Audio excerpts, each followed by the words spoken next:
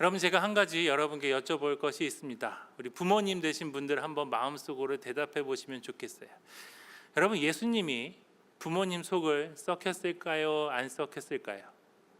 이거는 예수님이 뭘 잘못했을까요? 이런 질문이 아니고요. 예수님이 부모님 속을 썩혔을까요? 안 썩혔을까요? 제가 보니까 누가복음에 그 이야기가 있잖아요. 예수님이 안 보여서 어머니 아버지가 막 찾다가 예수님 볼 때 뭐라 그러냐면 우리가 근심하면서 너를 찾았다 그랬습니다. 그래서 여러분들, 저는 이 말씀이 참 위로가 됩니다. 왜냐하면 예수님 키우는 부모도 속 썩었는데 저희는 어떻겠습니까? 우리의 마음이 속 썩는 거 정상입니다. 근데 왜 우리가 자녀 속을 썩습니까? 자녀가요 마음대로 안 돼요. 자녀를 정말로 이렇게 키우고 싶은데 어른들이 말씀하시죠. 우리 임신했을 때, 배 안에 있을 때 그때가 제일 좋다, 그때가 제일 말 잘 듣는다 그랬는데 그게 맞는 것 같습니다. 제 딸은 이제 만 나이로 9살인데 나이가 이제 조금씩 커갈수록 말을 안 들어요. 얼마 전에 놀라운 일이 있었는데, 뭔가 하면 한 일주일쯤 전에 제가 혼냈는데 이 아이가 지지 않고 저한테 말로 대답을 하는데, 제가 순간 무슨 말이 들었냐면 야, 더 이상 얘한테 말로 못 이기겠다라고 하는 생각이 들었습니다.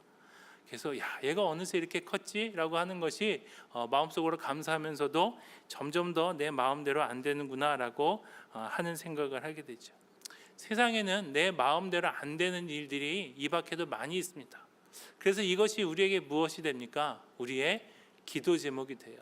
내 마음대로 안 되는 것이 기도 제목이 되는 것이죠. 내 마음대로 되는 것이나 당연히 이루어지는 것은 우리의 기도 제목에 오르지 못합니다.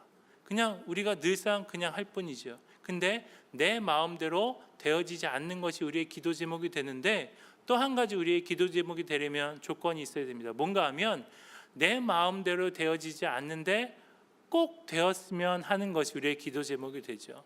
그냥 나와 상관없는 것들은요 내 기도 제목이 되지 않아요.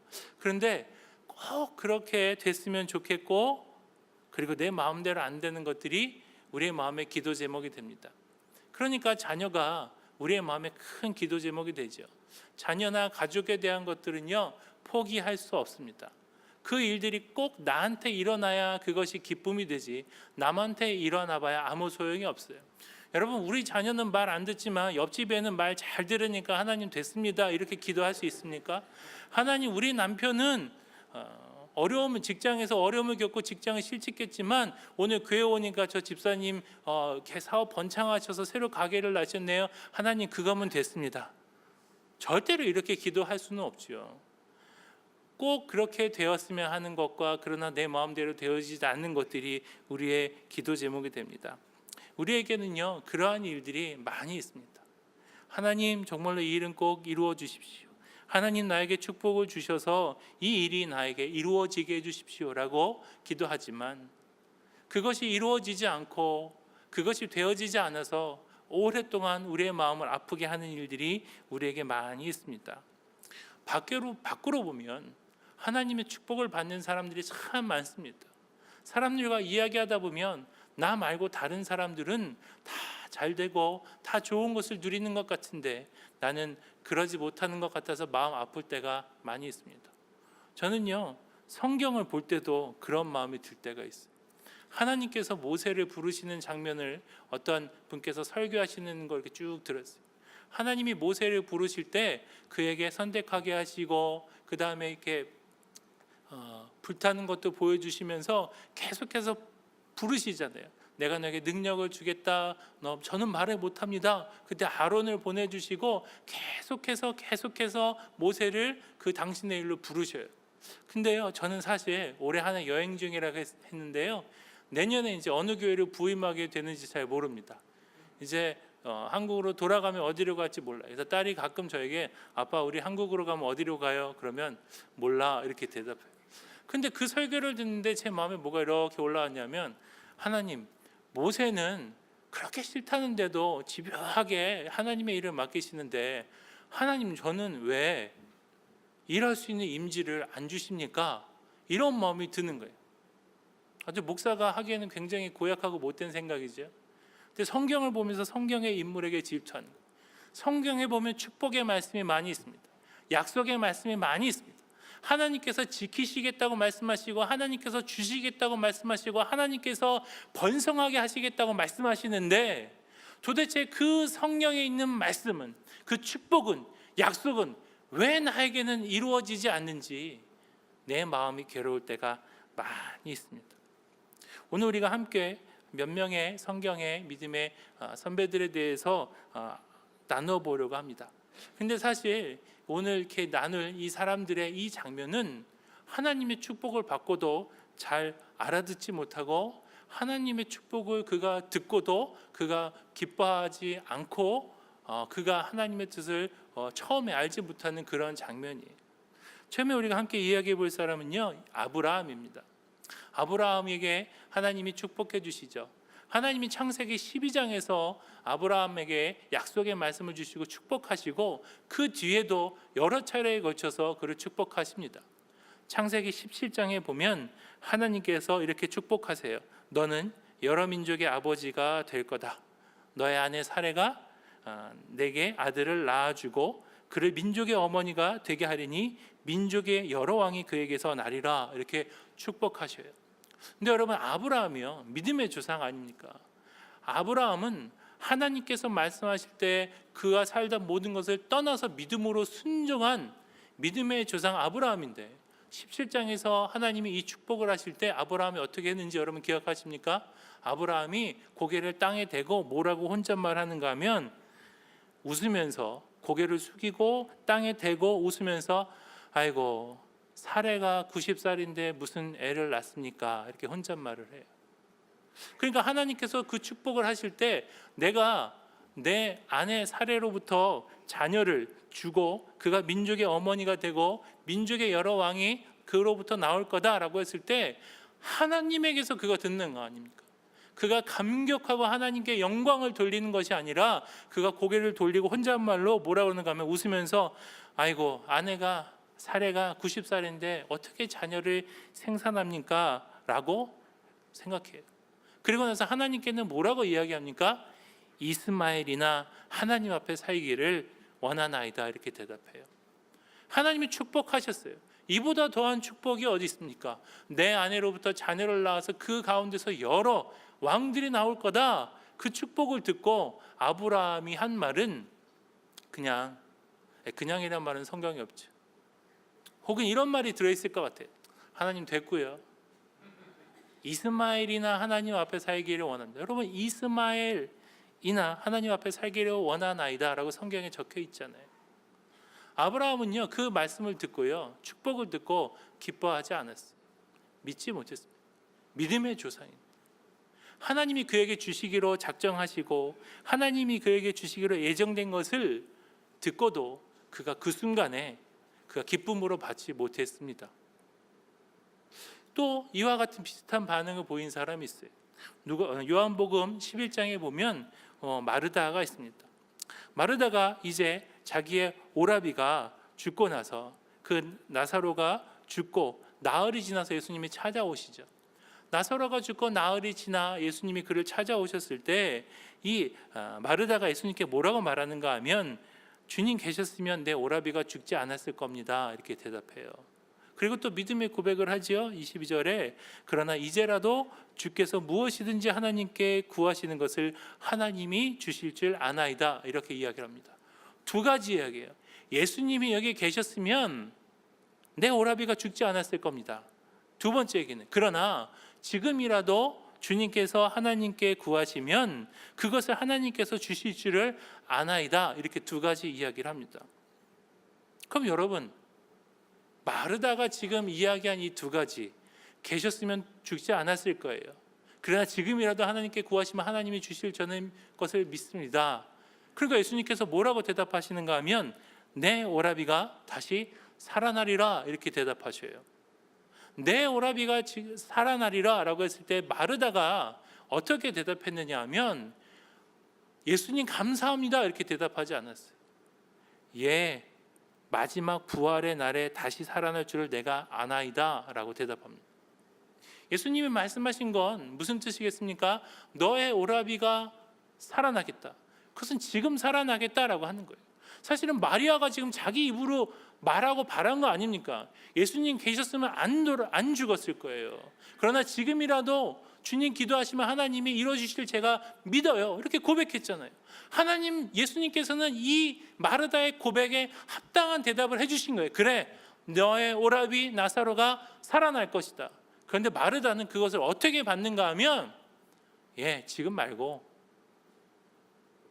부활의 날에는 다시 살아나겠지요. 저는 그것을 믿습니다.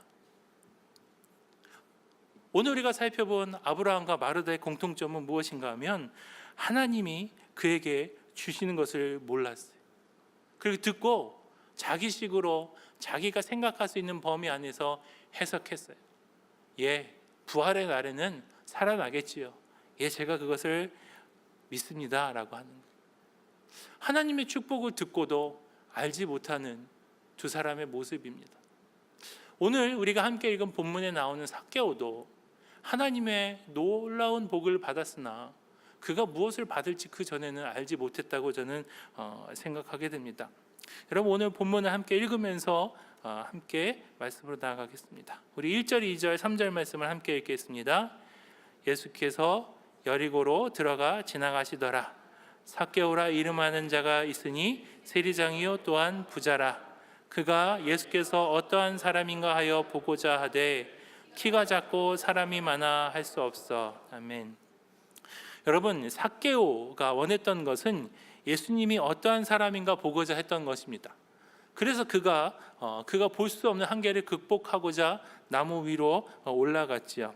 그 작은 키 때문에 예수님을 볼 수 없어서 예수님을 볼 때 삭개오는 만족했겠죠. 우리가 4절 5절 말씀 함께 읽겠습니다. 4절입니다. 앞으로 달려가서 보기 위하여 돌 무화과 나무에 올라가니 이는 예수께서 그리로 지나가게 되밀어라. 예수께서 그곳에 이르사 쳐다보시고 이르시되 삭개오야 속히 내려오라. 내가 오늘 내 집에 유하여야 하겠다 하시니. 아멘. 삭개오는 예수님 누군가 보고 싶어 했어요. 그를 눈으로 보고 저런 분이구나, 생김을 보면서 저렇게 생긴 분이시구나, 그를 따르는 자들을 보면 저런 사람들이 따르는구나, 아마 이런 것들을 예상했겠지요. 그런데 그가 전혀 예상하지 못했던 일이 일어납니다. 예수님께서 그곳에 이르사 쳐다보시고 삭개오에게 말씀하세요. 빨리 내려와라. 내가 오늘 너의 집에 유하여야 하겠다. 예수님께서요, 그를 쳐다보시고 내려오라고, 내가 오늘 너의 집에 유하겠다라고 전혀 예상치 못하게 삭개오에게 말을 건네십니다. 삭개오에게는 그게 어떠한 일이었을까요? 6절을 함께 읽겠습니다. 6절입니다. 급히 내려와 즐거워하며 영접하거늘. 삭개오는 너무 즐거웠습니다. 그가 생각하지 못했던 기쁨으로 예수님을 맞이했습니다. 예수님을 영접했습니다. 그런데 주위 사람들의 반응은 어땠는지 한번 볼까요? 7절, 8절, 9절 함께 읽겠습니다. 무사람이 보고 수군거려 이르되 저가 죄인의 집에 유하러 들어갔도다 하더라. 삭개오가 서서 주께 여짜오되 주여 보시옵소서. 내 소유의 절반을 가난한 자들에게 주겠사오며 만일 누구의 것을 속여 빼앗은 일이 있으면 내 갑절이나 갚겠나이다. 예수께서 이르시되 오늘 구원이 이 집에 이르렀으니 이 사람도 아브라함의 자손이미로다. 아멘. 예수님께서 오늘 선언하십니다. 무사람이 수군거리잖아요. 뭐라고 수군거려요? 저 사람이 죄인의 집에 유하러 들어갔다. 사람들은 그것을 이상하게 생각하는 거예요. 왜 삭개오와 같은 사람의 집에 들어가는가, 죄인의 집에 들어가는가 라고 사람들이 수군거리죠. 그런데 삭개오는요, 예수님이 집에 오실 때 너무 감격하여서, 너무 기뻐서 그가 이런 고백을 해요. 뭐라고 하는가 하면 내 소유의 절반을 가난한 자들에게 주겠습니다. 또 만일 누구의 것을 속여 빼앗은 일이 있으면 내 갑절이나 갚겠습니다 라고 대답해요. 그가 예수님의 부르심에 감동하여서 스스로 자신의 것을 바치겠다라고, 선하게 사용하겠다고 선언한 것이지요. 이거는요, 그 당시에 기준에 비추어 봐도요, 율법에 비추어 봐도요, 굉장히 많은 거예요. 누구의 것을 빼앗았다고 4배나 갚는, 그렇게 4배씩이나 갚을 필요는 없는 겁니다. 그렇게 우리가 생각해 보면 삭개오가 사실은 많은 사람에게 지탄받는 사람이고 세리였지만 그가 어떠한 생활을 했는지 우리가 간접적으로 짐작해 볼 수 있어요. 여러분, 만약에 삭개오의 재산이 절반이라도 부당하게 빼앗은 것으로 이루어졌으면요, 두 번째 약속, 내가 속여 빼앗은 것이 있으면 4갑절이나 갚겠습니다라고 말하지요, 못합니다. 그가 벌써 절반을 띄어서 주겠다라고 말하고, 그럼 절반 남았잖아요. 내가 남에게 속여서 빼앗은 것이 있으면 내가 4갑절이나 갚겠습니다라고 말하는 것을 보면 그가 가진 재산, 그가 벌었던 재산 중에 적어도 삭개오가 생각하기에 자신이 누구의 것을 속여서 빼앗은 것이 그렇게 많지 않았다라고 하는 거예요. 그가 양심에 따라 살려고 하고 그가 정당하게 그것을 벌으려고 했다는 것이죠. 물론 그 당시의 세리에 대한 평가, 그리고 그 당시에 세리들이 돈을 벌었던 것과 생각하면, 돈을 벌었던 방법들을 생각하면 이것은 굉장히 다릅니다. 그리고 이 당시의 사람들도, 주위의 사람들도 이 삭개오를 싫어했던 것을 우리가 보면, 그가 분명히 세리여서 그 주위 사람들에게 버림받고 있었지만 삭개오는 그 나름대로 그가 정당하게 혹은 정직하게 행하려고 애썼던 것을 우리가 짐작할 수 있죠. 예수님께서 이 삭개오의 선언을 들으시고 놀라운 선포를 하셔요. 오늘 구원이 이 집에 이르렀다. 이 사람도 아브라함의 자손이미로다 라고 말씀해 주십니다. 삭개오에게 오늘 있었던 일, 우리가 함께 살펴본 일 중에 삭개오에게 오늘 제일 중요한 일은요, 이거예요. 예수님께서 삭개오를 바라보시면서 이 사람도 아브라함의 자손이다, 구원이 이 집에 이르렀다라고 하는 거예요. 그 삭개오가 그전에는 구원이 없는 자이고 그가 아브라함의 자녀라 칭함을 받지 못하다가 그가 이제 구원을 받고 그날에 아브라함의 자녀가 된 것이죠. 근데 여러분, 삭개오가 아침에 일어나서 이것을 짐작이나 했을까요? 그가 예수님이 누군지 보고 싶어서 예수님을 보러 나가면서 이것을 바랬을까요? 아, 내가 오늘 꼭 구원받아야겠다, 내가 오늘 아브라함의 자손이 되어야겠다. 글쎄요, 삭개오는 이것에 대해서 생각도 하지 못했을 겁니다. 그가 바라는 것은 그저 예수님의 얼굴을 볼 수 있으면 좋겠다라고 하는 거예요. 그런데 이 아브라함에게 주어진 이 축복, 구원이 임하였다, 이 사람도 아브라함의 자손이다라고 하는 이 메시지는 삭개오가 알지도 못했는데, 그래서 바라지도 못했는데 그에게 주어진 축복이 되는 것입니다. 여러분, 하나님이 우리에게 축복해 주십니다. 저는 모든 이에게 하나님이 주시는 가장 좋은 축복이 있다고 믿습니다. 그런데 여러분, 그 축복이 무엇인지 정확히 아는 사람이 있을까요? 앞의 일을 짐작하면서 나에게 어떠한 축복이 있을 것이다 라고 알 수 있는 사람이 있을까요? 아무도 없습니다. 우리는 그저 뒤를 돌아보며 아, 하나님이 이렇게 축복해 주셨구나 라고 하는 것을 알고 앞의 일을 바라볼 때 모르지만, 구체적으로는 모르지만 하나님이 축복해 주시겠다라고 믿을 뿐입니다. 근데 알고 싶어요. 우리는 그걸 알고 싶죠. 미래에 있는 일을 알고 싶습니다. 그런데 여러분, 다 아는 게 우리에게 좋을까요? 창세기 3장에 뱀이 유혹할 때 뭐라고 말합니까? 더 잘 알게 될 거다라고 유혹해요. 눈이 밝아져서 보게 될 것이고 알게 될 것이다 라고 말합니다. 그러나 성경은요, 때로는요, 우리가 무엇을 더 알게 되고 우리가 미래에 일어날 것을 보게 되는 것이 아니라 정반대의 것이 더 능력 있고 그것이 더 좋은 것을 이야기합니다. 히브리서 11장에 보면 하나님께서 믿음에 대하여 우리에게 알려주시면서 믿음은 바라는 것들의 실상이고 보이지 않는 것들의 증거라고 말씀하십니다. 어떤 성경에는 이 실상을 확신이라고 번역했어요. 믿음은 바라는 것들의 확신이 되고 보이지 않는 것들의 증거가 된다라고 하는 거예요. 여러분, 보이지 않는 것들의 증거가, 앞으로 일어날 일들에 대한 증거가 내 눈앞에 있는 것이 증거가 되기를 바라고, 그럴 때 우리는 안심하죠.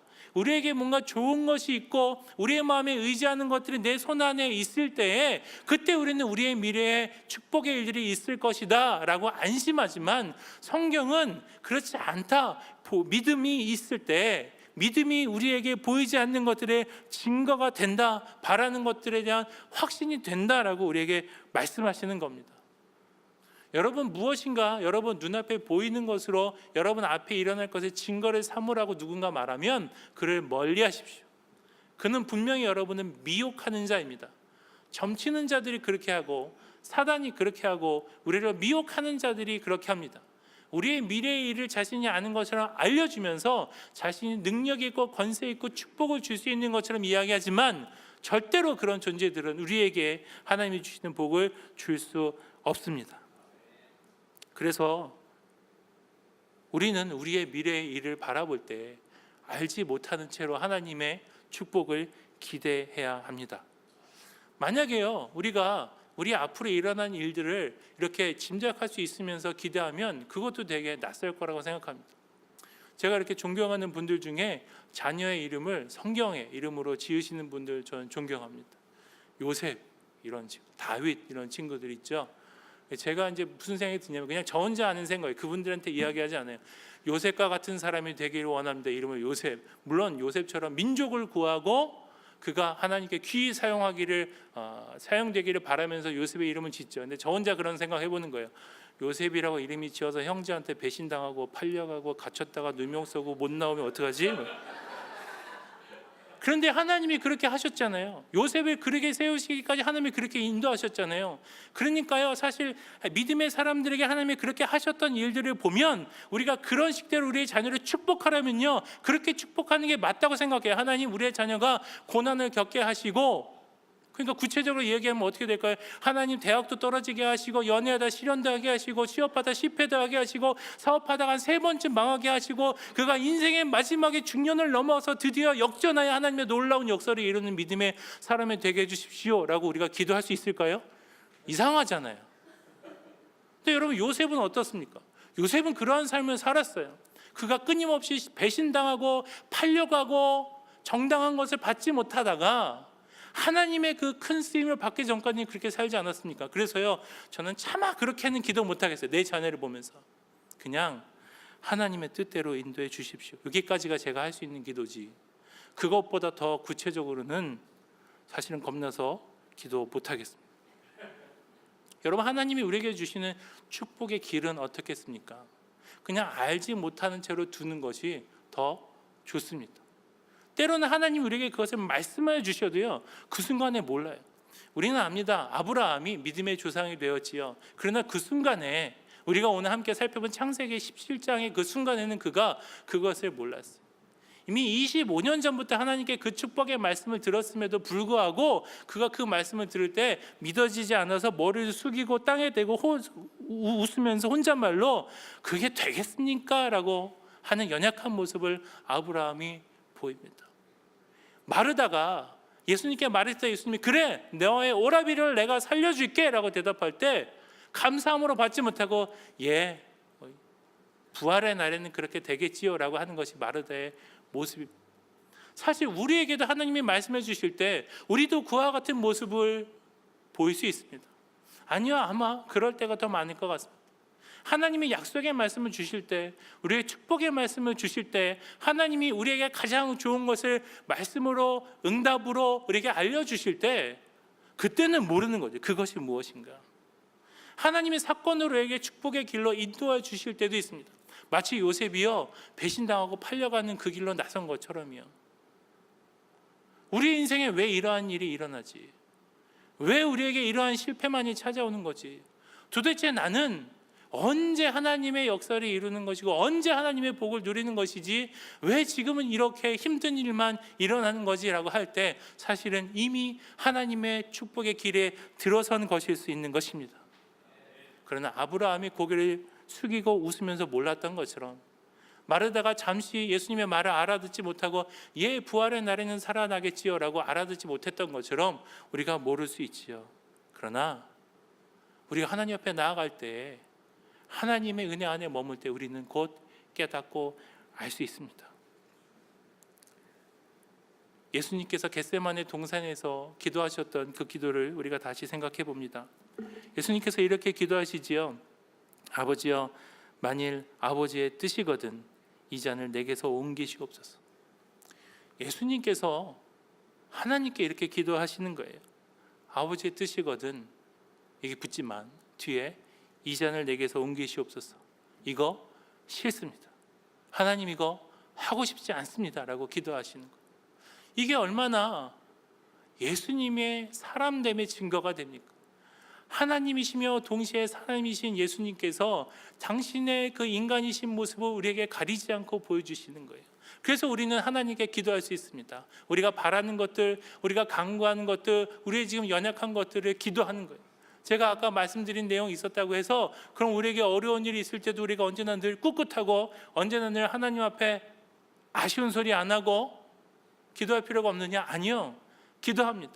하나님 앞에 나아가서 엎드려서 간구합니다. 하나님 나를 구해 주십시오. 하나님 나를 살려 주십시오. 하나님 나에게 이것을 허락하여 주십시오. 하나님 사랑하는 내 가족을 구원해 주시고 내 육체의 질병을 치료해 주시고 내 사업체를 축복하여 주시고 우리의 가정에 필요한 경제적인 모든 것을 허락하여 주시고 상황의 어려움을 관계의 어려움을 해결해 달라고 우리는 간절히 애통하며 주 앞에 기도할 수 있는 것입니다. 그런데 예수님의 기도가 이렇게 변하지 않습니까? 그러나 내 원대로 마시옵고 아버지의 원대로 되기를 원하나이다. 우리가 그렇게 기도한 후에는 우리의 기도가 바뀔 수 있습니다. 하나님 주셔야 됩니다. 하나님 고쳐주십시오. 낫게 하여 주십시오. 공급하여 주십시오. 관계를 회복시켜 주십시오. 이 모든 어려움을 아랜 후에 무엇이 바뀌는가? 우리의 기도가 바뀔 수 있습니다. 그러나 아버지의 뜻대로 되기를 원하나이다 라고 우리의 기도가 바뀔 수 있습니다. 어떻게 그렇게 될 수 있을까요? 하나님을 믿기 때문입니다. 우리 10절 말씀 함께 읽어볼까요? 10절 말씀 함께 읽겠습니다. 시작. 인자가 온 것은 잃어버린 자를 찾아 구원하려 합니다. 예수님은 어떠한 분이십니까? 잃어버린 자를 찾아 구원하려 함이니라. 예수님은 잃어버린 자를 찾아 구원하시라고 이 세상에 오셨습니다. 여러분, 하나님은 끊임없이 우리에게 오십니다. 하나님은 끊임없이 우리에게 구원의 길을 보여주시고 자신의 자식을 보내주시어서 우리가 구원받는 길을 모두에게 열어주셨습니다. 하나님이 그런 분이기 때문에 우리가 하나님의 뜻대로라고 간구할 수 있는 거예요. 여러분, 만약에 하나님이 그런 분이 아니라 우리를 구원하시려는 분이 아니고 우리를 축복하려는 분이 아니고 우리에게 못되게 굴거나 우리가 잘못하면 벌 주시거나 우리가 잘못할 때 그것을 응징하시는 분이라면 우리가 이렇게 기도할 수 없지요. 그러나 우리가 기억하는 것은 하나님 우리를 축복하는 분이시고 예수님이 이 땅에 잃어버린 자를 찾아 구원하러 오신 분이신 것을 믿기 때문입니다. 우리에게도 예수님은 어떠한 분입니까? 우리를 구원하시는 분입니다. 우리에게도 하나님은 어떠한 분이십니까? 우리 한 사람 한 사람을 축복하시고 가장 좋은 길을 예정해 주시는 분이십니다. 그래서 우리가 이렇게 기도할 수 있는 거예요. 여러분, 당신 뜻대로 라고 하는 거예요. 믿을 수 없는 사람에게 우리가 어떻게 그렇게 말할 수 있습니까? 믿을 수 없는 존재에게 우리가 어떻게 말할 수 있습니까? 하나님은 그런 분이기 때문에 우리는 우리의 모든 것을 내려놓고 주께 올려드릴 수 있는 것입니다. 그럼 우리가 해야 될 일은 무엇입니까? 믿음을 갖는 것입니다.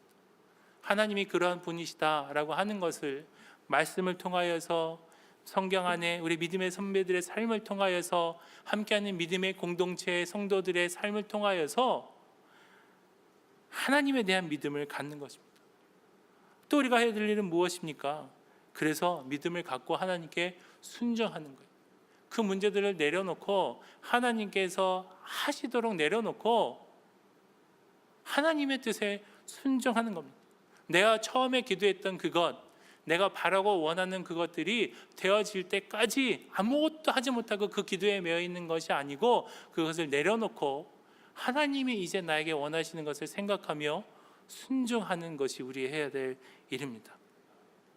여러분, 우리가 잘 아는 것처럼 이 세 사람에게는 어떠한 일이 일어났습니까? 아브라함은 믿음의 조상이 되었습니다. 마르다는 그 오라비가 눈앞에서 살아나는 것을 보는 그런 기쁨의 사건이 일어났습니다. 삭개오는 아브라함의 자손이 되는 구원의 기쁨을 누렸습니다. 여러분, 아브라함도 마르다도 삭개오도 아무도 이 일이 그날 그에게 이루어질 것을 알지 못했습니다.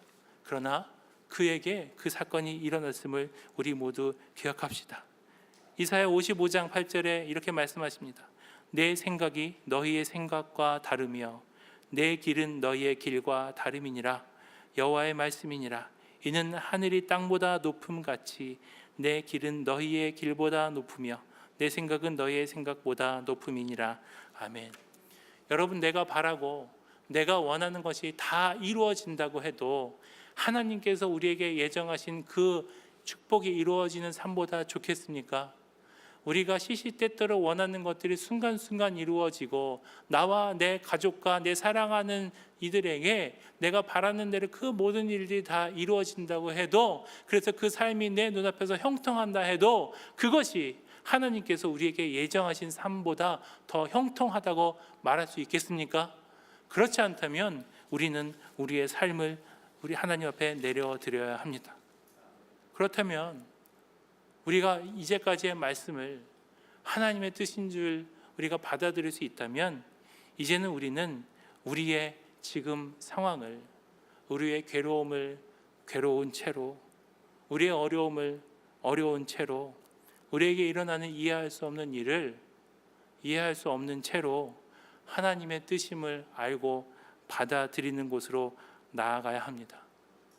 내 몸에 질병이 낫지 않아도, 내 사랑하는 가족이 여전히 믿음으로 돌아오지 않아도, 나에게 열심히 노력하고 애쓰지만 이루어지지 않아도, 그래도 그것이 하나님의 뜻인 줄 알고 믿음으로 살아가야 하는 것입니다. 제가 함께 동역하였던, 그리고 제가 사랑하는 동생 목사님이 있어요. 부산에서 열심히 사역하는 목사인데요, 결혼을 포항에서 함께 사역할 때 결혼했습니다. 근데 그 전사님이요, 되게 잘생겼어요. 키도 한 185쯤 되고 되게 잘생겼는데, 결혼하겠다고 우리 자매님이랑 같이 왔는데 자매님도 너무 이쁜 거예요. 우리 CCM 사역하시고 뭐 생긴 것도 뭐 죄송합니다. 남자들은 일단 그게 돼야 예쁘고 믿음이 너무 좋고 함께 말씀을 나누는데 너무 은혜로운 거예요. 가정이 너무 축복받은 것이 느껴지는 거예요. 하나님, 야, 저렇게 아름다운 가정을 만들어주셔서 감사합니다. 그냥 보기만 해도 너무 부러운 가정이에요. 결혼하고 아이를 낳았습니다. 그런데 그 아이가 희귀 난치병에 걸렸어요. 낳고 몇 달 있다가 그 아이가 그 병에 걸린 걸 알았어요. 근데 더 안타까운 건 뭔가 하면, 낳자마자 병원에 갔으면 괜찮았을 거라는 거예요. 근데 보통 아이 낳자마자 이렇게 보면 그런 특별한 증상인지 모르고 지나간 거예요. 의사가 아니면 그걸 어떻게 알아요?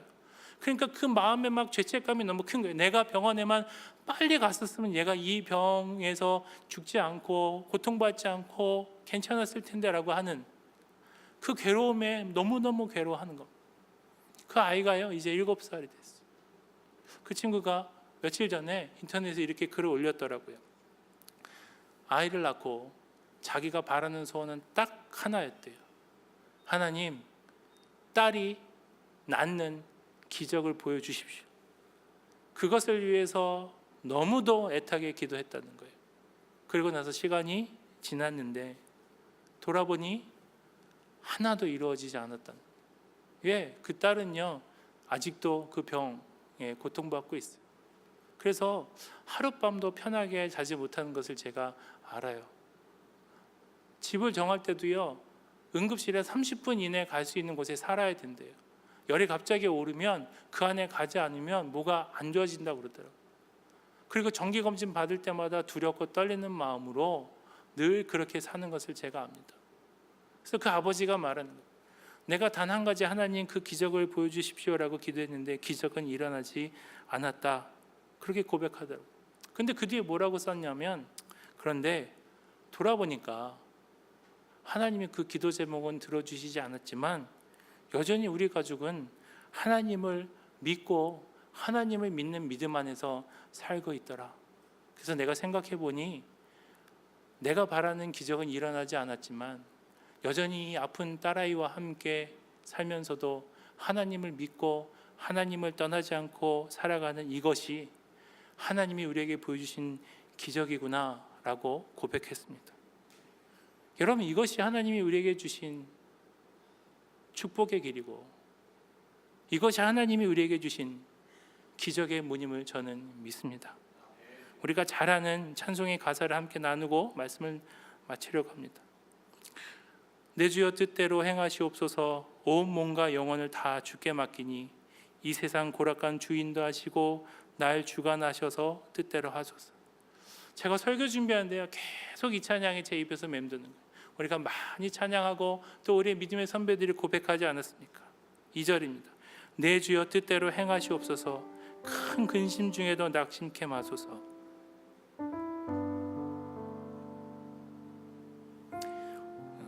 주님도 때로는 울기도 하셨네. 날 주관하셔서 뜻대로 하소서. 3절입니다. 내 주여 뜻대로 행하시옵소서. 내 모든 일들을 다 주께 맡기고 저 천성 향하여 고요히 가리니 살든지 죽든지 뜻대로 하소서. 여러분, 우리의 삶이 죽음으로 가는 것 같아서 도저히 나는 살 수가 없을 것 같아서 절망하게 되지 않습니까? 내 자녀에게, 우리의 가정에게 일어나는 일들을 보면서 도저히 하나님의 뜻이라고 생각되지 않아서 분노하게 될 때도 있지 않습니까? 그러나 여러분, 그럼에도 우리가 믿음에 거하면 그것이 하나님의 기적입니다. 그것이 하나님의 축복의 길입니다.